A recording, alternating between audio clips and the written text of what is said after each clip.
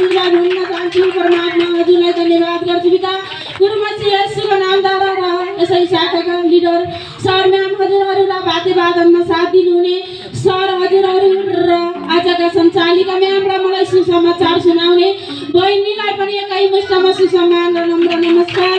ईश्वरको सदा सर्वदा भरिपूर्ण आशीर्वाद भन्न चाहन्छु। परमात्मा हजुरलाई धन्यवाद गर्छु पिता। गुरुमसी येशूको नामद्वारा र गवाई भन्नुपर्दाखेरि होइन हिजोको त्यो समय सम्झिँदा पनि कहाली लाग्दो समय होइन। मान्छेले एकदमै खासमा पहिलो आउँदाखेरि त के भनेको होला त्यो घरको कुरा पनि एकदमै बिरामी भएको कुरा पनि के भन्छ होला भन्ठान्छ होला। तर त्यो हिजो एकदमै हरेक चिजबाट लत्रिएर हामीलाई एकदमै हरेकले त्यागेको समयमा मेरो सन्तान तिमीलाई संसारले त्यागे भने मैले तिमीलाई सृष्टि गरेको हो, म कहिले पनि त्याग्ने छैन मेरो सन्तान भएर भनेर एकदमै सुन्नुभयो र यो महिमा दिनुभयो र जीवन दिनुभयो पिता। हजुरलाई धन्यवाद गर्छु पिता। गुरुमसी येशूको नामद्वारा र एउटा भजन गाएर उत्साहित भएर एकदमै गवाईतर्फ जानलाई ईश्वरलाई धन्यवाद। पहिले आउने मन लाग्दैन, अहिले छोड्नै मन लाग्दैन। पहिले आउने मन लाग्दैन, अहिले छोड्नै मन लाग्दैन। कहिले पानी भराउला महिना जाउला र बाउला। कहिले पानी भराउला महिना जाउला र बाउला। कुरा काट्नेले काटु मेरो ईश्वरले नकाटु। कुराको पछि लाग्यो भने हामी बिग्रिन्छौँ, तर ईश्वरको पछि लाग्यो भने हामी सब्रिन्छौँ। त्यसैले होइन कुरा काट्नेले काटु मेरो ईश्वरले नकाटु। कुरा काट्नेले काटु मेरो ईश्वरले नकाटु। कहिले मुद्दा भराउला महिमा जाउला र बाउला। कहिले सानी भराउला मेरो जाउला र बाउला। पितालाई धन्यवाद गर्छु पिता। गुरुमसी येशूको नामद्वारा र गवाई भन्नुपर्दा त एकदमै गवाई त 24 घण्टा 24 रात भने पनि नसकिने गवाई पिताले दिनुभएको छ। तर एकदमै छोटो समय छोटो भइसकेको छ। छोरै गवाई सेयर गरेर बिदा हुन चाहन्छु।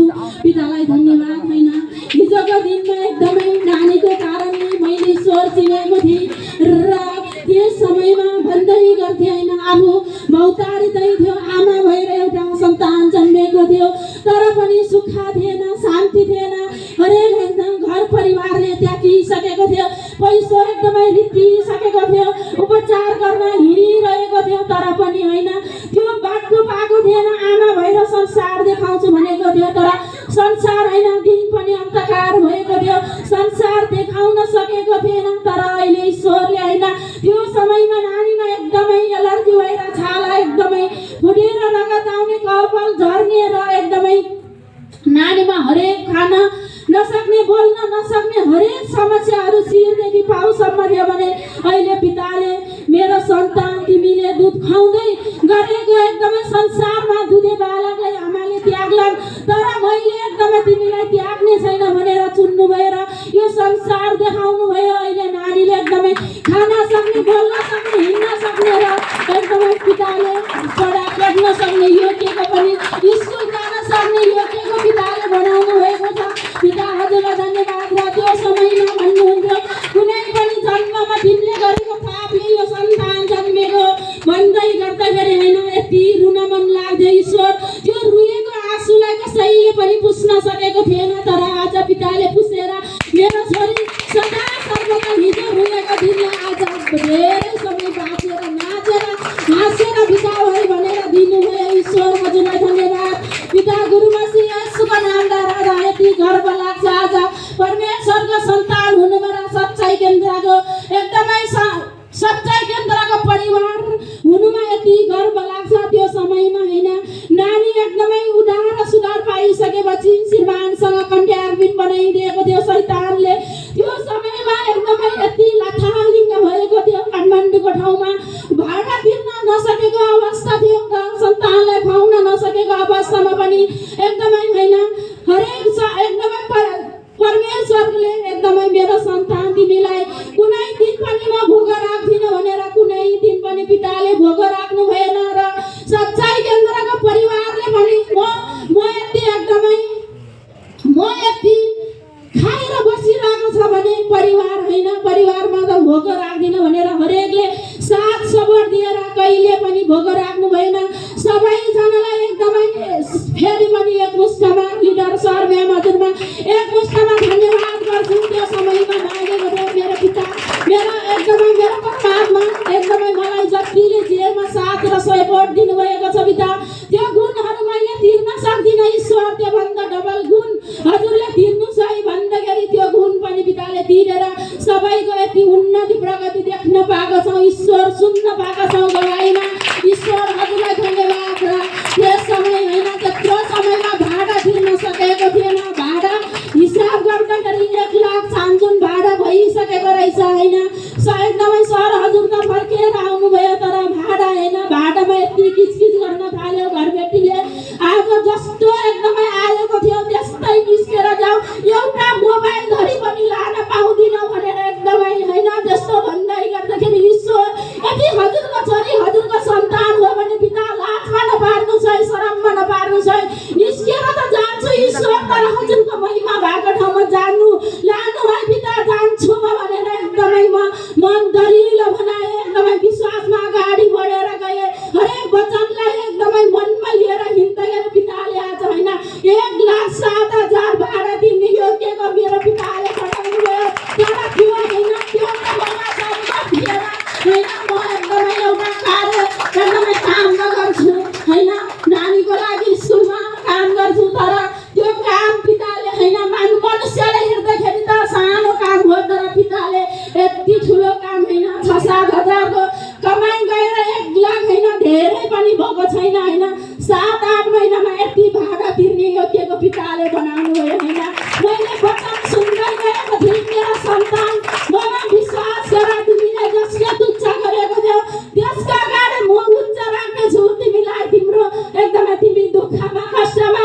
समस्यामा पर्दै गर्दाखेरि मेरो महिमामा आउँदै गर्दाखेरि तिम्रो निन्दा र विरोध आउँछ भने तिमी नडराऊ विश्वास गर भनेर एकदमै अगाडि बढा तिमीलाई म उच्च राख्नेछु भन्दै गर्दाखेरि पिताले आशा उच्चको स्थान दिनुभयो ईश्वर हजुरलाई धन्यवाद होइन पिता गुरु मसीह येशूको नामद्वारा र अगाडि बढ्दै गर्दाखेरि हरेक समस्या हालातहरू एकदमै कष्टहरू आउँछ तर नडराऊ किनकि नडराऊ भन्नुभएको छ हाम्रो पिताले नडराऊ मेरो सन्तान तिम्रो आँगनमा छु साङमा छु बच्चाको पछि लाग समस्याको पछि होइन बच्चाको पछि लाग मेरो महिमाको पछि लाग कुरा काट्ने मान्छेको पछि होइन र समस्याको पछि होइन मेरो सन्तान भन्नुभएको छैन मैले मेरो पिताले होइन मेरो वचनको होइन परमेश्वर पिताको वचनको पछि लाग्दाखेरि यो महिमा दिनुभयो नि पिताले होइन त्यो समयमा यति गिराएको थियो शैतानले पटक गिर्न खोजेको होइन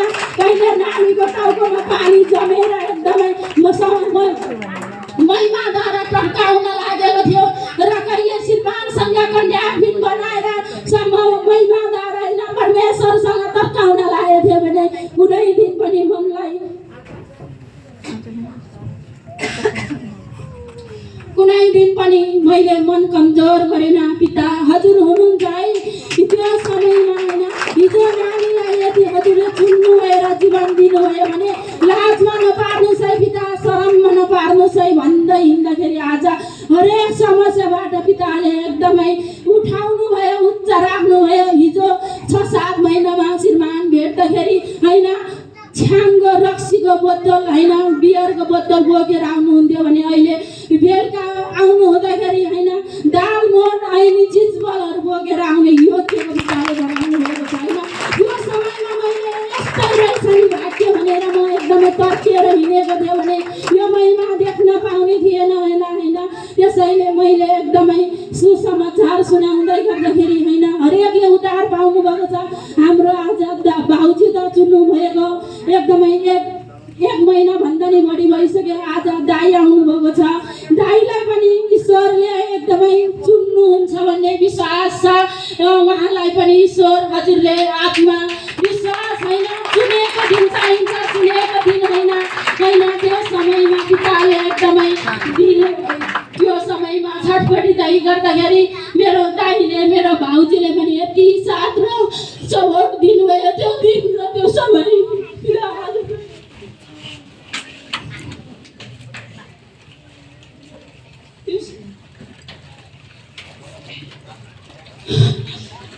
ईश्वर हजुरलाई धन्यवाद गर्छु।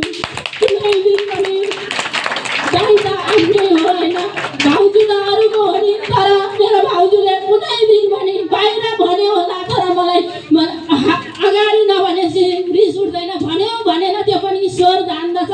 कुनै दिन पनि मेरो भाउजूले मलाई नराम्रो शब्द भन्नु भएन, यति छ ल खाऊ भन्ने गर्नुभयो। ईश्वर हजुरलाई धन्यवाद होइन। पिताको यसुको नामद्वारा एकदमै मागिरहेको थियो, सुन्नुहोस् है ईश्वर, उहाँहरूको पनि के समस्या छ होला ईश्वर हजुरले देखाउनु छ भन्दाखेरि पिताले सुनेर देखाउनु भयो होइन। ईश्वर धन्यवाद।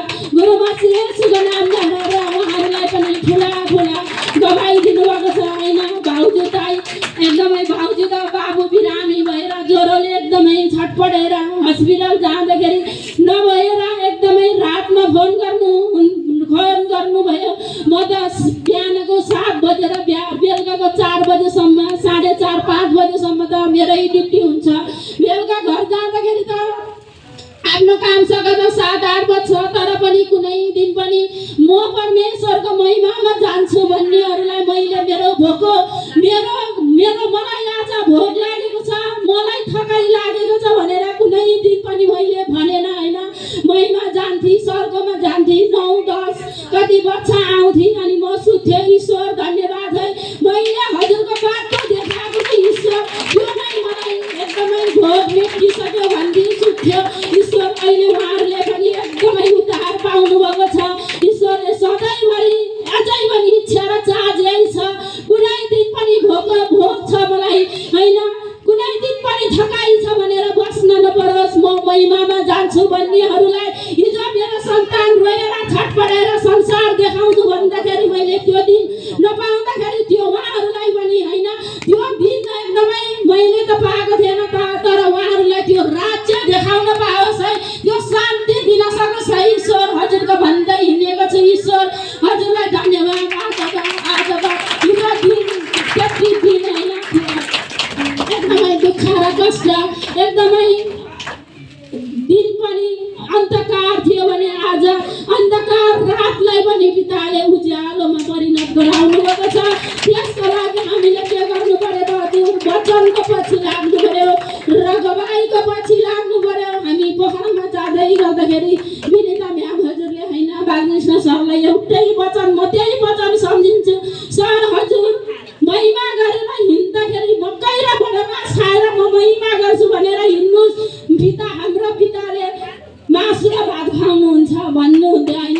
त्यो गवाई एकदमै त्यो वचन भनेको धेरै चाहिँदैन, हामीलाई समस्या पर्दाखेरि कुन वचनले काम गर्छ त्यो वचनलाई चाहिँ मनमा खेलाउनुपर्छ, त्यो वचनले पनि यति कार्य गर्छ होइन। ईश्वर धन्यवाद। सबैले एकदमै नेटो काटिसकेको छ र गवाई भनेको भन्दै गरौँला, वचनको भोगो भएको छ र वचनको एकदमै प्यासी भएको छ।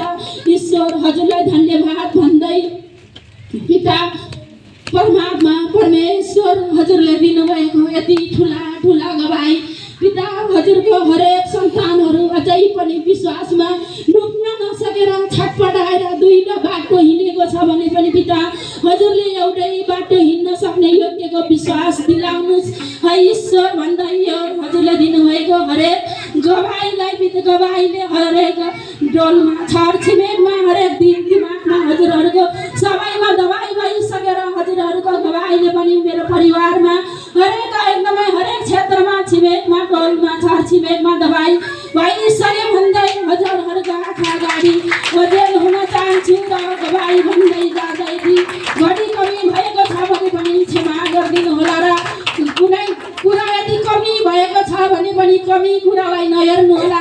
गवाईले के भन्न लागेको हो त्यो मात्रै आफूले बुझ्नु होला र गवाईलाई मनमा लिनु होला र नराम्रो कुरालाई एकदमै यसै समयमा छोड्नु होला र पिता भन्दै यसै स्टेजबाट ओझेल हुन चाहन्छु र माइक सञ्चालिका म्यामलाई हस्तान्तरण